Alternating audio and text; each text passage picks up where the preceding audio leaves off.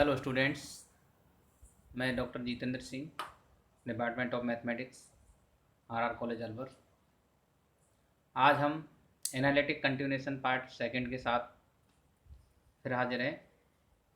हमने इसका part first पहले से ही डाल दिया था। आपका जो college mathematics classes by doctor Jitendra Singh जो यूट्यूब चैनल है, उस पर हमने पार्ट फर्स्ट एनालिटिक कंटिन्यूएशन का हमने डाल रखा है। और जैसा कि अभी हमें विदित हुआ है कि आपकी एग्ज़ाम भी होनी है, तो ये जो पार्ट है आपका सेमेस्टर 6 के जो विद्यार्थी हैं जिनका एग्ज़ाम होना है उनके लिए हैं आपका। तो इसके सिलेबस के बारे में मैं आपका थोड़ा सा डिस्कस करना चाहूँगा कि यदि आप आरआर कॉलेज के स्टूडेंट हैं और आपने रेगुलर क्लास अटेंड किए हैं तो आपको यूनिट फोर्थ कंटूर इंटीग्रेशन तक हमने क्लास में सिलेबस कंप्लीट करा चुके हैं, क्लास में करा चुके हैं। अब इसका हमारा एक टॉपिक रह गया था आपका analytic continuation power series method of analytic continuation. तो ये जो टॉपिक है इसमें हमने 3 भागों में डिवाइड किया है, part first, part second, part third. Part first हम ऑलरेडी यूट्यूब चैनल पर डाल चुके हैं, ये इसका पार्ट सेकंड है जिसके बारे में हम इस वीडियो में बताएंगे। सबसे पहले हम आते हैं फंक्शन एलिमेंट क्या होता है। If f z is single valued analytic function defined on domain D, then a pair f z D is called element function.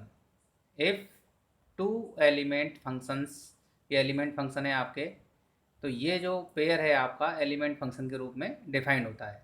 और यदि यो F1 और D1 और F2 D2 जो पेयर है आपके एलिमेंट फंक्शन के, ये इक्वल कहलाएंगे यदि ये वाली कंडीशन सेटिस्फाई हो जाती है। F1 Z equal to F2 Z and D1 equal to D2। इस प्रकार की यदि कंडीशन सेटिस्फाई हो जाती है, then we say that these element function are equivalent. तो यहाँ पर दोनों कंडीशन को हम सेटिस्फाई कर सकते हैं। अब इसके बाद आपका आता है डायरेक्ट एनालिटिक कंटिन्यूएशन, सीधा विश्लेषित सातत्य क्या होता है। इसके बारे में हम पहले भी बता चुके हैं। इसमें वही कंडीशन सेटिस्फाई होती है जो एनालिटिक कंटिन्यूएशन के लिए है, परंतु इसमें हम एलिमेंट फंक्शन जब कंसीडर करते हैं तो यहाँ पर डेफिनेशन है आपकी एन एलिमेंट फंक्शन F1D1, ये आपका फंक्शन एलिमेंट है आपका, is called direct analytic continuation of another element function. Another function कौन सा है आपका F2Z और D2Z। If there exist D1 intersection D2 is not 5, यानी जो डोमेन है आपका F1 और F2 के डोमेन का जो इंटरसेक्शन है वो आपका एम्प्टी नहीं होना चाहिए और F1Z इक्वल टू F2Z होना चाहिए। और Z यदि इन दोनों कॉमन एलिमेंट का पार्ट है, then we say that this is direct analytic continuation. तो यहाँ पर आप देख सकते हैं कि यदि दो कर्व मान लीजिए टच भी हो रहे हैं आपके, तो जो कॉन्टैक्ट पॉइंट है आपका वो भी आपका एक एनालिटिक कंटिन्यूएशन के आधार पर डिफाइंड होगा। तो वहाँ पर आपका जेड का जो पॉइंट है वो D1 और D2 का जो इंटरसेक्शन है उसमें इंक्लूड होगा। पॉइंट है आपका वो इंटरसेक्शन का, तो उसके आधार पर भी हम डायरेक्ट एनालिटिक कंटिन्यूएशन कह सकते हैं। इसी प्रकार आप देखते हैं कि कंप्लीट एनालिटिक फंक्शन क्या होता है, पूर्ण विश्लेषिक फलन।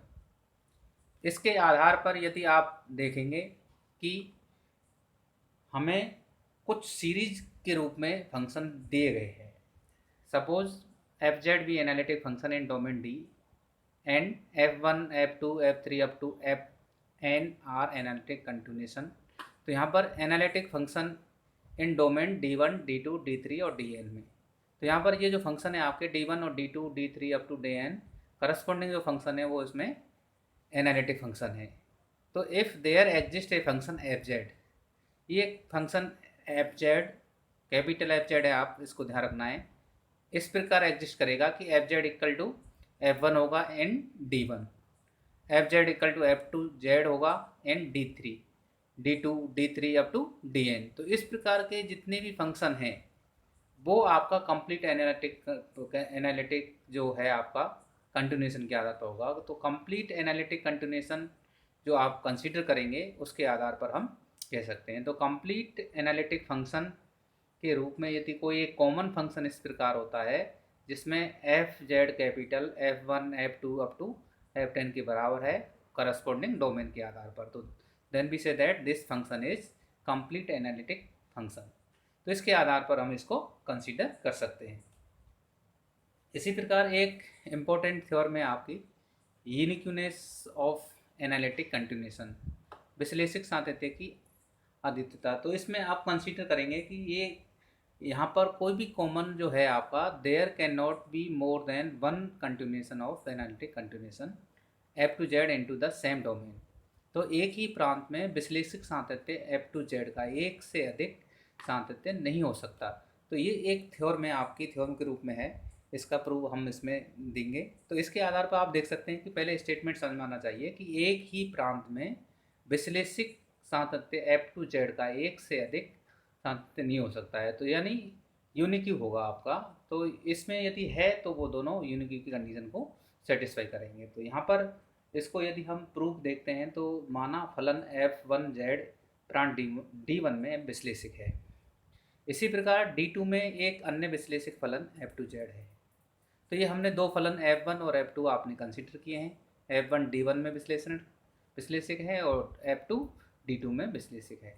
तो ये इस प्रकार हैं कि यहाँ पर ये कंडीशन को इसको सेटिस्फाई करते हैं। तो फलन f2z D1 से D2 में f1z का एक विश्लेषिक सातत्य होगा, यानी कंटिन्यूएशन, एनालिटिक कंटिन्यूएशन होगा। तो ये आप जानते हैं कि इसकी डेफिनेशन होगा। तो D1 और D2 का जो कॉमन पॉइंट है उन पर जो फंक्शन है f1z इक्वल टू f2z की कंडीशन को डिफाइन करेंगे। इसी प्रकार हम कह सकते हैं कि प्रांत D1 तथा D2 उभयनिष्ठ भाग D12 या D1 इंटरसेक्शन D2 से, जैसा कि हमने पूर्व में भी बताया है, के लिए f1z इक्वल टू f2z होगा। यहाँ पर z इन दोनों का जो इंटरसेक्शन है डोमेन D1 और D2 का, इसमें बिलोंग करेगा। तो हम सिद्ध करेंगे कि f1z के प्रांत, अब इसका प्रांत क्या होगा, कॉमन एरिया, दोनों बराबर हैं आपके। यहाँ पर देखिए f1z के प्रांत D1 इंटरसेक्शन D2 में f2z और g2z दो विश्लेषिक सातत्य एक से अधिक नहीं हैं।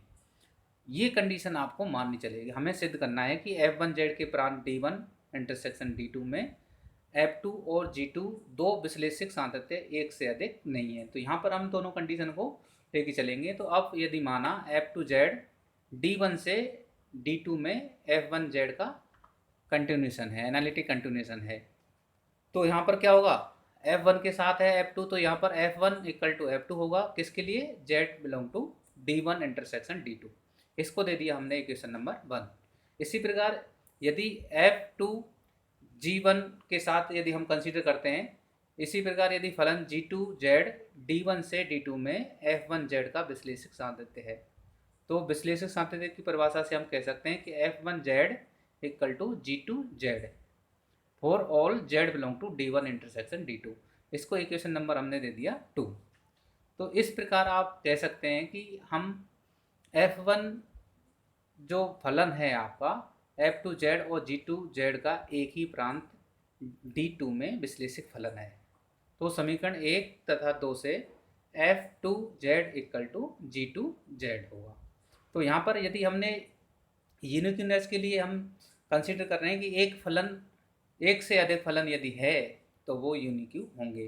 तो दोनों बराबर है, जो कि दोनों एक ही कंडीशन को निरूपित करते हैं। तो यहाँ पर आप देख सकते हैं कि एक ही प्रांत में विश्लेषिक सातत्य f2z का एक से अधिक कंटिन्यूएशन नहीं है। तो इस प्रकार हम इस प्रमेय को प्रूव कर सकते हैं। तो यहाँ पर हम देखते हैं कि कोई भी कंटिन्यूएशन में यदि कोई विश्लेषिक सातत्य है तो हम उसकी कंडीशन को डिफाइन करेंगे। तो ये एक से अधिक नहीं हो सकता है, यदि है तो वो यूनिक्यू कंडीशन को सेटिस्फाई नहीं करेंगे।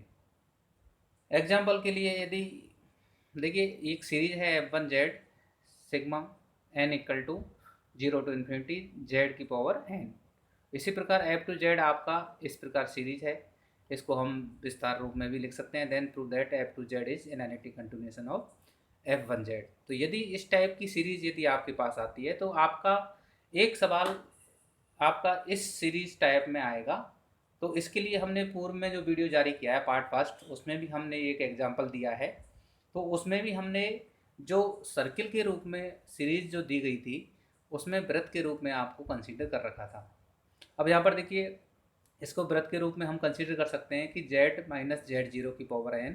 तो z0 क्या है यहाँ पर आपका जीरो है, और वृत्त का इक्वेशन हो जाएगा आपका mod z equal to one, जिसकी रेडियस वन है, तो इससे परिभाषित है। तो F1Z एक वृत्त mod z equal to one, ये आपका सर्किल का इक्वेशन है, जिसको हमने ये जो स्मॉल आपका जो सर्किल दे रखा है इससे डिफाइन कर रखा है।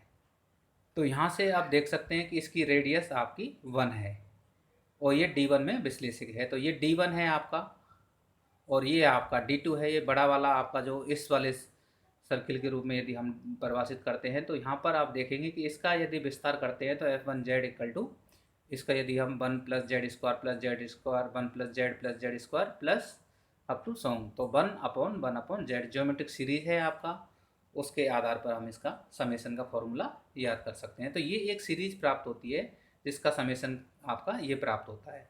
तो यदि हम थोड़ा सा एनालिसिस करते हैं तो यहाँ पर हमने पॉइंट प्रत्येक एग्जाम्पल में ये पॉइंट दिए गए हैं।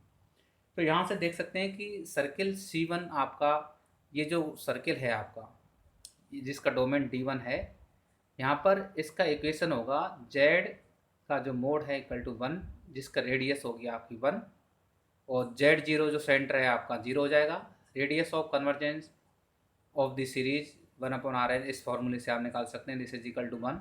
Forward series convergence for this, तो यहाँ पर ये less than equal to less than one के लिए ये कन्वर्जेंस की कंडीशन को सेटिस्फाई करेगा। और सम ऑफ सीरीज का आप निकाल चुके हैं one upon one minus Z. तो ये आप ये एनालिसिस करेंगे, जितने भी सवाल आपके एनालिटिक कंटिन्यूएशन के आएंगे, यदि सीरीज आपको दी गई है तो सीरीज में आपको ये फोर स्टेप आपको ध्यान रखनी है। सर्किल ज्ञात करेंगे, सर्किल की रेडियस क्या है, सर्किल का केंद्र क्या है, सर्किल की केंद्र बिंदु होगा, और उसकी कन्वर्जेंस किस रीजन में होगा, और उसका समेशन क्या होगा। ये चार पॉइंट यदि आप जानते हैं भली भांति तो आपको किसी भी एग्जाम्पल में आपको कोई प्रॉब्लम नहीं होगी। इसी प्रकार की यदि इसी समेशन की कोई सीरीज अन्य है, यदि ये सेकंड F2Z है, यदि इसका भी यदि समेशन यही आता है तो ये कॉमन पार्ट के रूप में आपका निकल के आएगा। तो यहाँ पर देख सकते हैं कि F2Z एक वृत्त Z+1 का जो मोड है इक्वल टू टू है। तो ये आप यहाँ से देख सकते हैं कि यहाँ से आपने देखा होगा कि ये जो one plus Z upon two Z, तो यहाँ पर यदि ये वैल्यू यदि हम इसमें रखते हैं, देखिए जेड के स्थान पर यहाँ पर ये वैल्यू है, यहाँ पर ए एन है, यहाँ पर A N equal to zero है। यदि इसके आधार पर चलते हैं तो यहाँ पर one plus Z upon two का जो मोड है वो किसके बराबर होगा, वन के बराबर। तो यहाँ पर इस वाले का यदि कंपैरिजन करते हैं तो यहाँ पर A N equal to one है, यहाँ पर A N equal to one by two है, तो सिर्फ और वेरिएबल के रूप में आप ये कंसीडर कर सकते हैं। तो यहाँ पर आप देख सकते हैं कि इसके आधार पर आप दूसरी जो सीरीज है आपका जो वृत्त होगा F2Z, एक वृत्त है Z+1 का जो मोड इक्वल टू टू, इससे परिभाषित है ये D2 में विश्लेषित। तो इस प्रकार यदि हम देखते हैं कि F2Z का यदि हम प्रसार करते हैं तो इसका समेशन का जो फॉर्मूला है ज्योमेट्रिक सीरीज से, तो ये one upon Z one upon one minus Z प्राप्त होता है, जो कि F1Z की सीरीज के समेशन के बराबर है। तो ये आपको इम्पोर्टेंट कंसेप्ट आपको मानना पड़ेगा कि ये जो समेशन आप निकालते हैं ये दोनों सीरीज का समान होना चाहिए।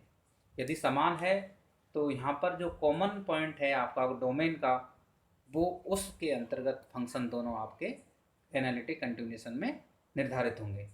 तो यहाँ पर जब एनालिसिस करते हैं तो सर्किल आपका ये दिया गया है, यहाँ पर Z0 के स्थान पर क्या है आपका सेंटर -1 है यहाँ पर, और रेडियस आपकी 2 है।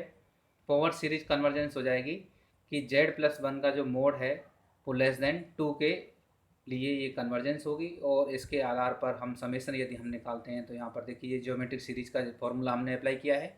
तो ज्योमेट्रिक सीरीज का जो फॉर्मूले से आप one upon one minus Z आप आसानी से इसका समेशन निकाल सकते हैं। तो इस प्रकार के कितने भी सवाल आपके आए हैं तो आपको सिर्फ ये जो चार स्टेप है, आपका सर्किल क्या है, उसका सेंटर क्या है, उसकी रेडियस क्या है, और किस रीजन में वो कन्वर्जेंट है, और उसकी समेशन क्या होगा, उस सीरीज का सम क्या होगा। तो समेशन दोनों का बराबर होना चाहिए।